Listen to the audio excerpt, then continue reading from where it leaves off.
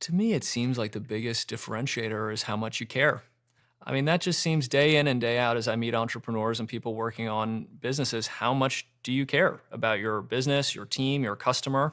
And those are the entrepreneurs I think that are really successful. They go that extra mile. And that care can come from different places, right? It can be about the impact that people want to make in the world. It can be about something that people really want to invent. It can be their love of their customers and seeing the smile on their customers' faces. But how much people care about what they do seems to me to be quite a large predictor, if not the predictor of success. Can you care too much? I don't think so. Sounds stressful though, caring that much. I thought in your book you talk about... Don't talk about my book.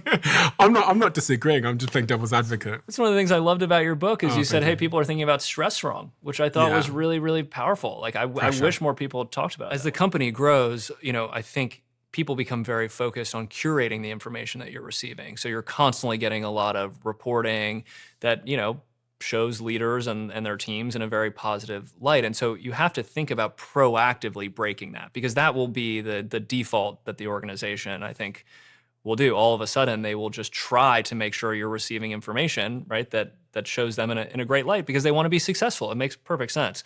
But I think you have to really do a lot of work to break that and to get out deeper in the organization and just talk to people. And I think there's no substitute. I wish there was, but there's really no substitute to just walking around and talking to people. What ultimately happens on our design team is that 99% of ideas are not good, but 1% is. And, we really abide by that idea of or the concept that the best way to have a good idea is to have lots of ideas.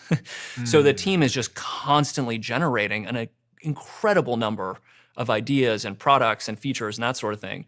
And ultimately our job is to try to figure out what the great ones are. And then most importantly, build a strong relationship between this little team that's coming up with all this stuff all the time and our much bigger engineering organization, our bigger product organization, who also have all sorts of amazing ideas and are also innovating in their own way, and build a flywheel between the two where we can ultimately, make a lot of new products and then consistently make them better. So many questions there that I'm very, very curious about. The first one is, do you measure the amount of ideas that small design team are producing? No, but I do know when we need more. Okay, fine. Product design. For someone like me that has no idea what they teach in such a course, is it, because my head says designing physical products, or?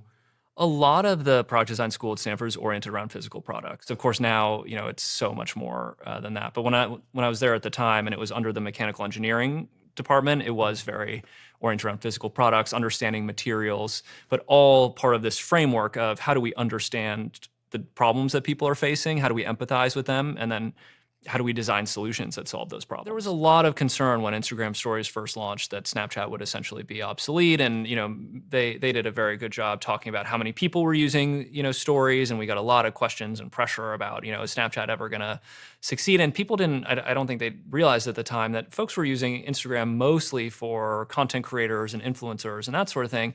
And they were mostly using Snapchat for their friends and family. And so we had really focused on this friends and family use case that was not really what Instagram was going after. They were much more focused on influencers. And I think it was really only because Snapchat had started growing with those influencers. If you remember, DJ Khaled and some of those early snaps, there were influencers who were starting to join Snapchat just to use stories, right? To use it differently than how we had initially designed it for friends and family. And I think that's what really got Instagram's attention. So it was really frustrating in those moments where people were saying, well, how's Snapchat going to survive?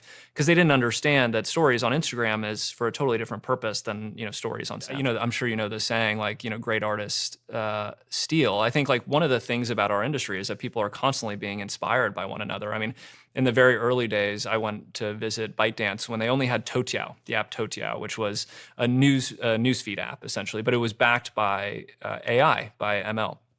And when I saw that, that was really inspiring to me. And we made a big change to our product. We actually separated out all of the creator and publisher content from from stories from friends.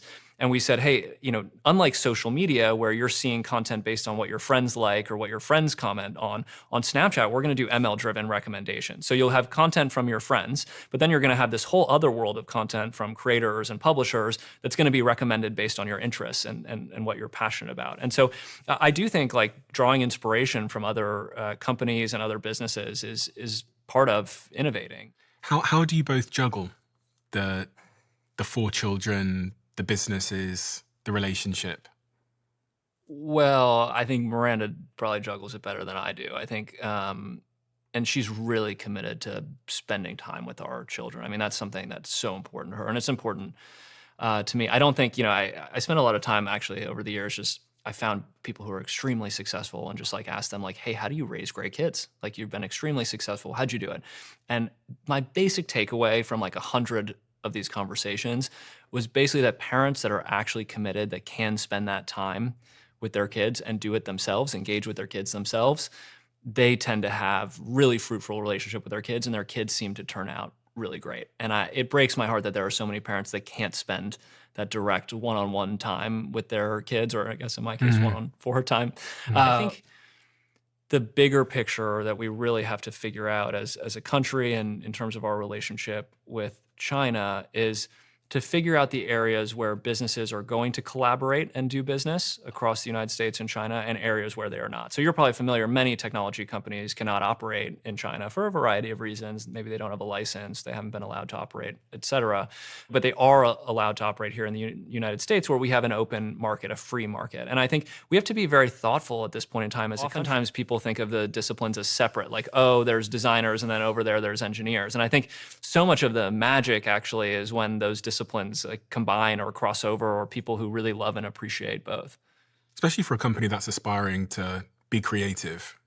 Absolutely. In everything that it's doing. I think it's so important for entrepreneurs to really know, that if they've got a really compelling idea, they've got an amazing service, that they can compete, that they can build really compelling businesses, even though it seems impossible with such giant, companies, whether it's EssilorLuxottica, which is the giant in the glasses space, or Meta, that I think Snapchat hopefully can be, an example of a company that's been able to stay independent and compete with these really, really large businesses. The government is scrutinizing so many different aspects of their business. And so when you're at that scale and you're, controlled by a single founder, I think it's a survivalist instinct that means that depending on who is in the White House, you change your policies. Are you optimistic about the next 4 years in America? I'm incredibly optimistic about our country. I love our country so much. I think that Americans across our country have an incredible spirit that has allowed us to overcome extraordinary challenges together. More recently, the COVID pandemic, longer ago, things like World War II, where we came together, not only as a country, but more broadly in the world to confront, the horror of the Axis powers. I think our country in very critical and important moments comes together in really powerful ways. We built the prototype of the app. I took it to my design class. Here's this new app. It's called Pickaboo. You can set a photo that disappears. This is really different than social media. Social media is all about permanence, and you're trying to look popular and collect all these likes and comments and pretty pictures. That's the 1% of moments in your life. And here's Snapchat. Or Pickaboo at the time. Here's Pickaboo. This is for the other 99%, right? All the other moments that you might be embarrassed to post to all your friends, but that you want to share with your best friend or, your family. Everyone's like, this is never going to work because you can always take a screenshot. This makes no sense. So it doesn't go away. You can take a screenshot. And I think one of the big inventions, and that's why I think it's so important to get this feedback, one of the big inventions that we made later that summer when Bobby and I were working out of my dad's house, we invented a way to detect if someone had taken a screenshot. One of our first venture investors was like, hey, Evan, you got to get really good at saying no. He's like, you have almost no resources. I think we were a team of 4 people at the time.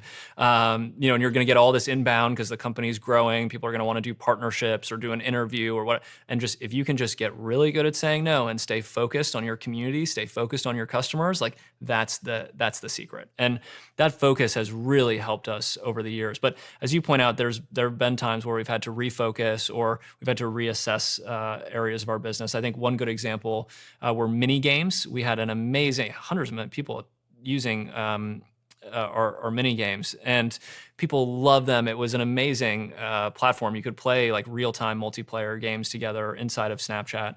And ultimately, it was just clear that was not going to be a really, really big business for us, at least at that time. And so we had to make the really painful decision. I think one of the real challenges in Europe is how small the different markets are in each country. And so I think what's really interesting, when I talk to entrepreneurs in Europe, oftentimes they're very focused on growing first in their country and using that market as a stepping stone. But all the countries in Europe are quite different. They're different cultures and different languages. And so sometimes entrepreneurs can spend too much time trying to grow in Europe, rather than what I've seen out of some companies in Australia, for example. They're on an island. The first thing these entrepreneurs are thinking about is like, how do I go grow in the US? How do I go grow in China? How do I go grow in a really, really big market? Like, wow, like, no, a picture is worth 1,000 words. And now that I can take it instantly on my phone and send it with my friend in, a couple hundred milliseconds, like, we can talk with pictures instead of just use pictures to save memories. I don't think we really remember that.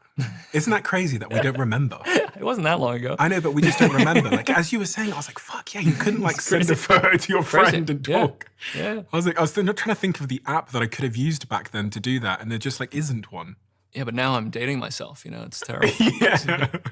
No, that's crazy. We forget that because it's so commonplace now on every app. You can, and I guess they ultimately got that from you, copied that from you, and you got bullied in school, right? Was it 6th grade that you got bullied, or was it sometime thereafter? Yeah, middle school was not the easiest time for me. Why? As I mentioned, I sort of, had trouble fitting in. I didn't do a lot of activities that some other schoolmates did, like, sports and stuff. I played, a little bit on the tennis team. But so I think, the combination of not really playing sports with friends, spending a lot of time in the computer lab, at lunch or after school, I think, just led to me feeling a bit like socially isolated at what is, I think, a tricky time for lots of kids. There was one embarrassing moment I remember. I joined a conference call early with some of our lawyers, and I don't think they had known I had joined, and they were talking about, this thing is basically going to zero, what I mean? This was in the early days, like, it's just a fad, and I'm like, oh, hey guys, You're joking, and they didn't know you were on the call? They hadn't known I joined because I joined a minute or two early or something like that. So I think there was a lot of skepticism in the early days, and a lot of people who said, hey, sell now while you can. You're competing in a really, really tough industry with a lot of big players, and you don't know if people are gonna, continue to love this product. But I think what they missed was our vision for the future, right? They only saw what was in the public. We were working on all sorts of, and still are working on all sorts of amazing new products that give us conviction in the future and our ability to make products that people really love. But I think from the outside, when you were looking at Snapchat, you're like, people are just sending photos back. What were you like as a kid? Were you confident? I don't know if I was confident in myself per se, but I definitely was confident in my ideas. Like, I was willing to take a stand for ideas that I thought were different, or I was willing to explore ideas that didn't seem popular at the time, because I thought it was, important. I was talking to my dad has been staying with us for a while, and I was talking with him. I was like, what stories do you think I could tell about growing up? What do you think? And he was like, oh, well, you should tell them you were definitely like a contrarian. I was like, what do you mean by a contrarian? He's like, don't you remember you wrote that article that was like an expose of the math program, because you were, you had basically interviewed all these teachers and kids. And when you're back there and you've made a mistake, there's something you've done wrong. In hindsight, did you know in your chat? Because one of the things that I think of when I was a first-time founder building a student notice board was I would get feedback, and the feedback would be saying, you're wrong about this, you need to change. And I think sometimes there was a part of me that knew, but I was like too scared to act upon it. So I kind of like gaslit myself to just keep going. And I think a lot of founders do that. I know this because they come to me in my portfolio and they say, oh, Steve, there's this guy we've hired and he's been there now for a year and he's just not cutting it. I'm like, why the fuck are you telling me? And they're procrastinating, avoiding the conversation, but clearly they know. Clearly they know it's not right. It's funny you say that, because anytime someone comes to ask me about like that type of people advice, like, what do you think we should do? Do you think that, I'm like, it sounds like you've already made up your mind. If you go on YouTube, you can learn how to do pretty much anything, right? But I think once you start realizing that things that look really complicated or confusing on the surface aren't that difficult, you start wondering, what else you can build, or what else you can create, or, how else you can experiment with something that seems impossible from the outside, but really it's just not that. There was a lot of pressure, hey, all the tech talent is, in the Bay Area. It's really important for you guys to be up there for the talent. And so we just got our team together, and, that had our first council, and everyone went around the circle and shared their thoughts. So should we stay in LA or not? How did they feel about that? What did they think? And what was so clear coming out of that conversation, we didn't even need to make a decision. It was just obvious that that we believed in LA and wanted to be in LA, and the team thought it was actually something really important to our business, to our identity, to actually the way that we hired talent, because people had to really commit to moving to LA to be a part of the company.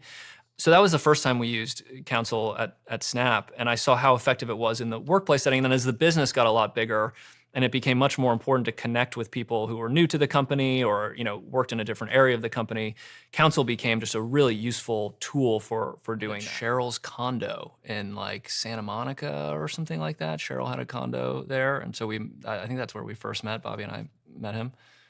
And did he tell you that he was going to copy you if you didn't sell? He just explained that he was working on Poke and that it was for picture messaging and that kind of thing. And I'm guessing you didn't want to join a big company at that point. It was less so like not wanting to join a big company. I think fundamentally we wanted to build a business that was different. I mean, you go back to our first blog post and the way that we talked about wanting to offer an alternative to social media, that we felt like social media was about being pretty imperfect and we wanted a way to communicate with our friends that was fun.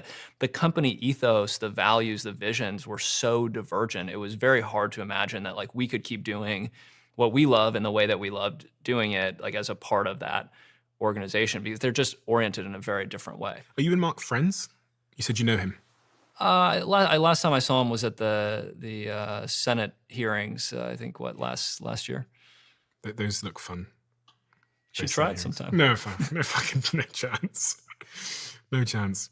By 2014, when you were 24 years old, 40% of US adults were using Snapchat every day. And by 2015, Snapchat was reaching 75 million users on a monthly basis. At that point, what's life like for you as a CEO, as a founder?